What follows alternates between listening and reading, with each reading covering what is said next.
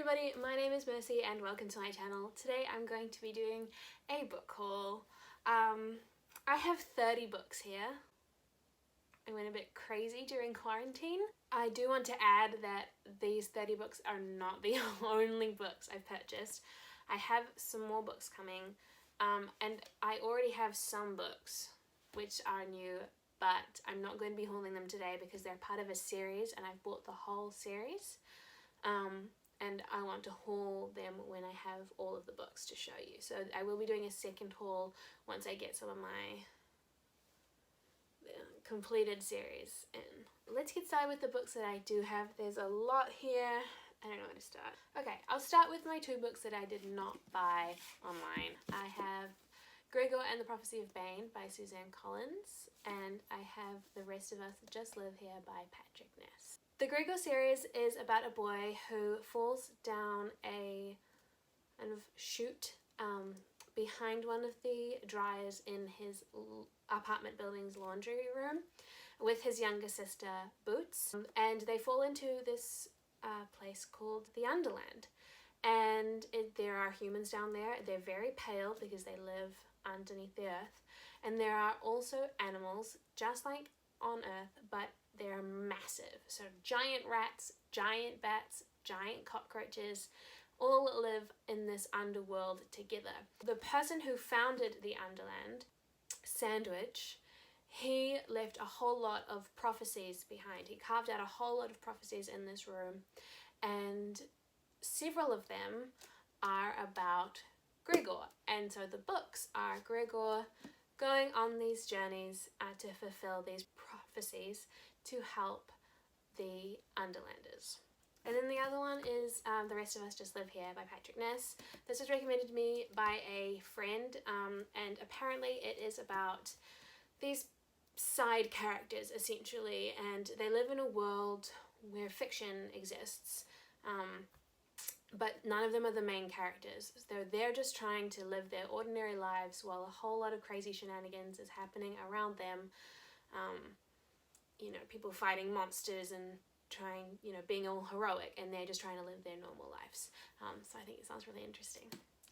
Okay, now that we've spent quite a long time talking about those two books of 30, let's move it on. So next I'm going to do the books that I got from Book Depository. First up is Heartstopper by Alice Oseman. I have the 3 currently published volumes, and I really enjoyed them. They are an LGBTQ plus series about figuring out your sexuality and all of the different struggles and joys that come along with that, and I really appreciate them. The first one I gave 4 stars. It didn't quite have the emotional depth or storytelling that I wanted, but the second and third one had really amazing pivotal themes. It's been a little while, but I think this one, it's been like a month, but I think this one is all about Nick coming out to his family, and this one is about Charlie's struggles with mental health. So they had a bit more depth. This one is really about Nick discovering his feelings for his potential feelings for guys. I would definitely recommend them. I really enjoyed them, but they weren't my favorite graphic novels I've ever read. However, that being said, I have actually only read 3 other graphic novels, so I don't have the best point of reference, but definitely the second 2 were much better than the first one.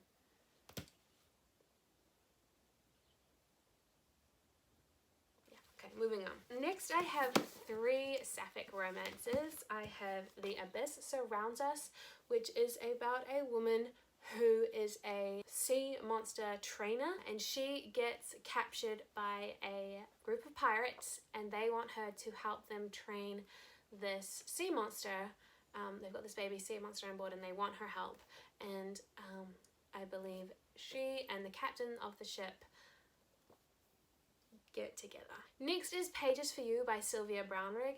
This is an adult female romance. It is a university student and her professor.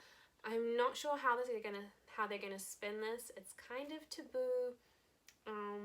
I've not really heard a whole lot about it, but I think it will be interesting. And the third female-female romance I picked up from Book Depository is Crier's War by Nina Varela. And this is about a kind of an alternate universe, I guess, where humans created these automaton race, I guess, to kind of do things for them and be their servants. And after getting real sick of this, they overthrew the humans, and now they live on their estates, and the humans serve the autome. One of the servant girls comes up with a plan to kill the daughter of the sovereign, Lady Crier, but accidentally ends up falling in love with her. Then the last book I picked up from Book Depository is All the Stars and Teeth by Adeline Grace. This is another book about pirates and sea monsters. This is about a princess who has no magic, and therefore people do not believe that she is fit to rule. So she strikes a deal with a pirate to help her prove that she can be a good ruler, and in return she will help him find magic that he believes has been stolen from him.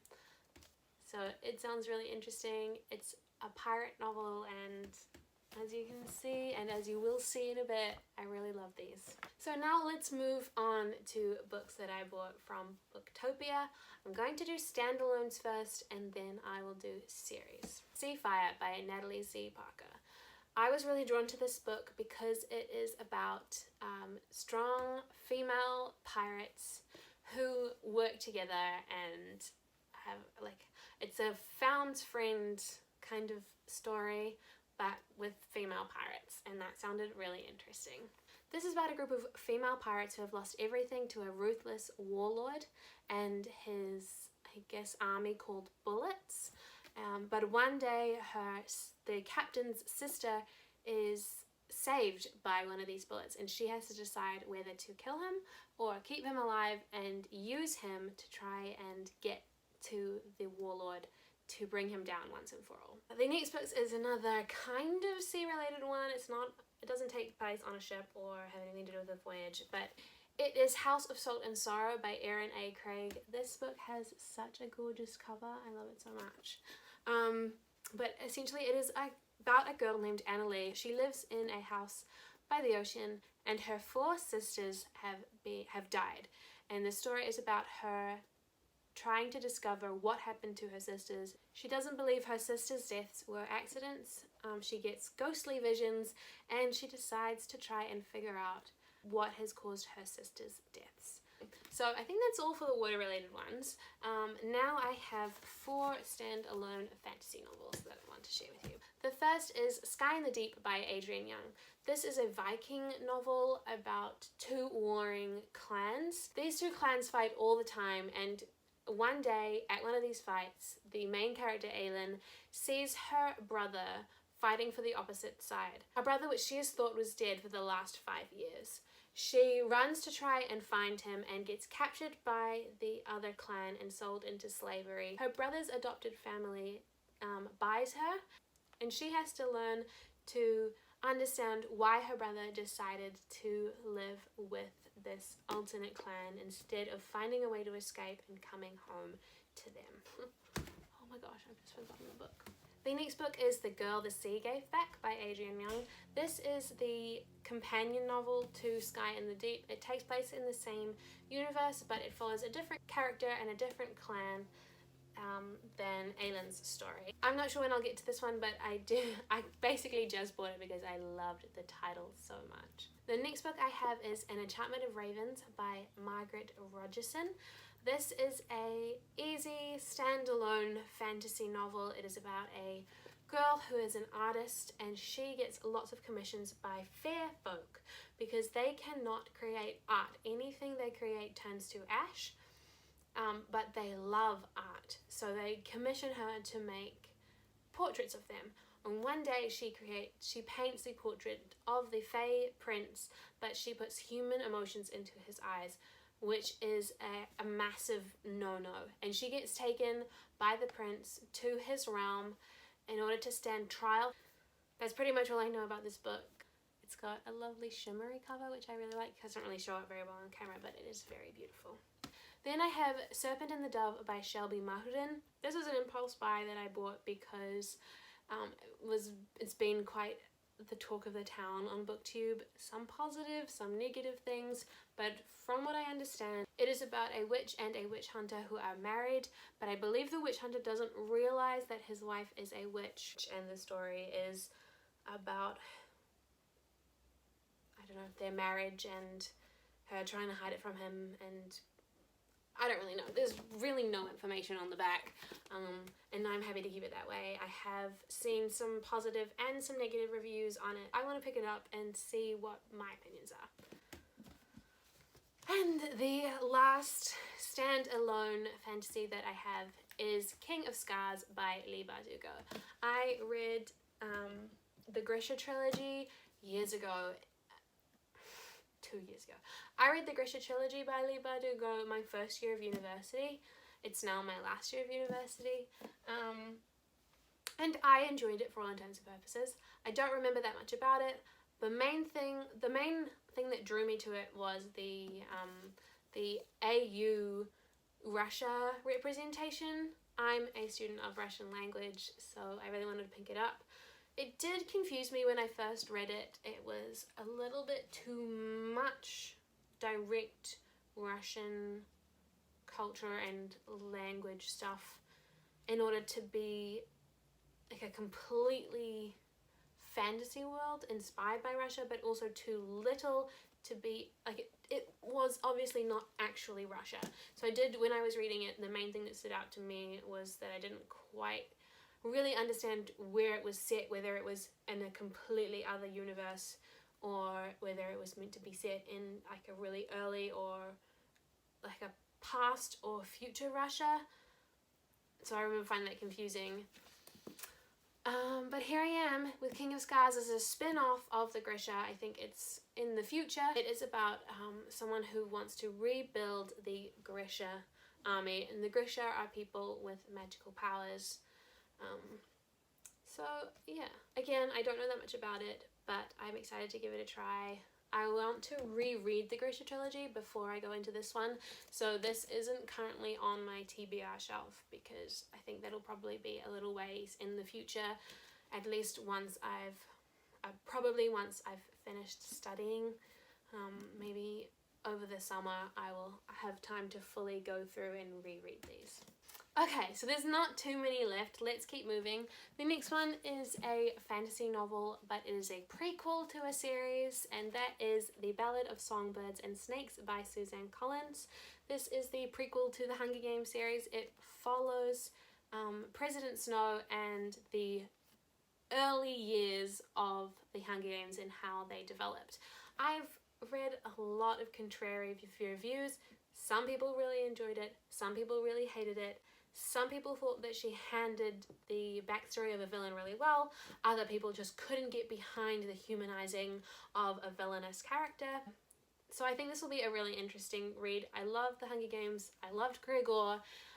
So I really love everything that Suzanne Collins done in the past, and I am excited to read this one, although it's a bit of a monster. Okay, now let's talk about my standalone LGBTQIAP+ books, which I got from Booktopia. The first one I'm going to talk about is Of Fire and Stars by Audrey Coulthurst. I am currently not quite 2/3 of the way through. It's alright. It's a female slow burn love story. It is about a princess who has magic powers, but she is betrothed to a prince of a kingdom who loathe people with magic to the point where they, want to kill them. So she has to keep her magic secret. But there are multiple assassination attempts of members of the royal family, including of her. So she and her fiance's sister pair up to solve the mystery of who is trying to kill the royal family. They end up falling in love with each other. The next one is a graphic novel called Bloom by Kevin Panetta and Savannah Ganuchow. I don't know. sorry. It's about self-discovery, and it's about relationships, positive relationships and negative relationships, and learning how to be positive. It's basically about learning how to find yourself in the world. And it's got some lovely artwork. They're so beautiful. Plus it's Greek Samoan representation. The next one I'm going to talk about is The Dark Tide by Alicia Jasinska. This is a female-female romance. It is about a girl who lives on this island where every year a witch sacrifices one of the inhabitants of the island to appease like the natural order of things. And this particular year, the main character believes that her brother is going to be taken and killed. So she dresses up as her brother and gets taken, and she ends up falling in love with the witch whose job it is to make the sacrifices. Next is The Gentleman's Guide to Vice and Virtue by Mackenzie Lee. This is a historical fiction novel about a boy who is in love with his best friend. They go on a grand tour together, and it's him. It's basically his last chance for freedom before he has to take up the mantle of learning how to be the land steward of his father's property. And also it's his last opportunity to tell his best friend how he feels about him before his friend goes off to law school in a different part of Europe. Then the last standalone LGBTQ plus book that I have for you is Felix Ever After by Case and Calendar. This is about a trans boy who I believe is being blackmailed and his experience with that. From my understanding, it's pretty dark, and, well, not dark, but it goes pretty deep. It's not a light, fluffy book like the cover might suggest. I don't know too much about it. I don't want to know that much about it because I've heard it's really amazing, and I just want to go in with fresh eyes. All I know is it's trans representation and there's a blackmail plot. So, yeah. Alright guys, we are almost there. I have 9 more books to talk about. The first 2 books that I want to talk about are On the Come Up and The Hate You Give by Angie Thomas. These are technically standalones, and I know I just told you that I'd finished all my standalones, but I got them in a box set. So I'm counting them as companion novels. I don't think they are, but they come in a box set, which I've already said. So, yes. So On the Come Up is about a girl who wants to be a famous rapper, but her family has no money. Her mom's just lost her job, so things are very tight at home, and that means that she has a lot of pressure on her to succeed. And I believe it's about what you're willing to give up in order to follow your dreams. Then The Hate You Give is about a girl who lives in a poor neighborhood but goes to a posh white school, and it's kind of her figuring out how to traverse these 2 realities that she lives in until one of her friends is shot by the police, and this completely changes her life and the world that she's been living in. It's an exploration of race and police violence, which is pretty fitting for what's happening in the world at the moment, and I'm really excited to read both of these. Never mind, I'll start a new pile. The next series I want to talk about is the Illuminae file series. I read the first book, Illuminae, back in my first year of university and really enjoyed it. The second book hadn't yet come out, and with everything going on with uni, it just kind of got away from me. I never ended up picking up the second or third books until just recently when I watched Kayla from Books and Lala read Illuminae and Gemina. And it just reminded me how much I love that book and how much I really want to continue on and read the others. So I ended up picking up Gemina and Obsidio by Jay Kristoff and Amy Kaufman so that I could continue on with the series. I do already own the first one. It's unfortunately a different size to these 2, but that's okay. I will get over myself. I do want to reread Illuminae first because it has been over 2 years since I read it now, and I remember really enjoying it, but the details are kind of hazy. Though I know they're companion novels and they all follow different characters, I still want to refresh on everything that's going on. My last two are LGBTQ plus series. The first one is the Captive Prince trilogy by C.S. Picard. It is about two princes in enemy kingdoms who have been displaced from their thrones, and they have to work together in order to reclaim their rightful places as kings of their respective kingdoms. This series I really enjoyed. I gave the first book 3 stars and the second and third book 5 stars, so I really enjoyed it. But the first book especially, and a little bit also the second and third book, there are some massive trigger warnings, including, though I don't want to give away any of the plot, sex slavery, the discussion of rape, violence, and also the discussion of pedophilia. So just be aware that those things occur in these books, and if you have any issues around those topics, or you're just generally a very sensitive reader, I would maybe give this one a miss. We have finally come to the last 2 books, and that is Girls of Paper and Fire and Girls of Storm and Shadow by Natasha Ngan. They are a duology. This is the first book, this is the second book. Oh my gosh, these were both printed in the same year. How annoying is this? This is about a girl who is part of the paper caste, the lowest class in society, and she is picked to become one of 8 girls who serve the king. Except she ends up falling in love, and it's not with the king, it's with one of the other girls in his harem, I guess. Good job, Mercy. So yeah, that is the 31, I believe, novels in my book haul. As I said before, I will have another one coming soon that'll be more series based, because I have a couple of series here which I've ordered the complete stack but they haven't arrived yet, and I also have a couple of other standalone books that are still on the way. So have a look out for another book haul, and you can shame me in the comments for how much money I spent on books this past month. Anyway, it was lovely talking to you. I hope you have a great day, and I'll see you in my next video. Bye! Find the time to actually reread the first one.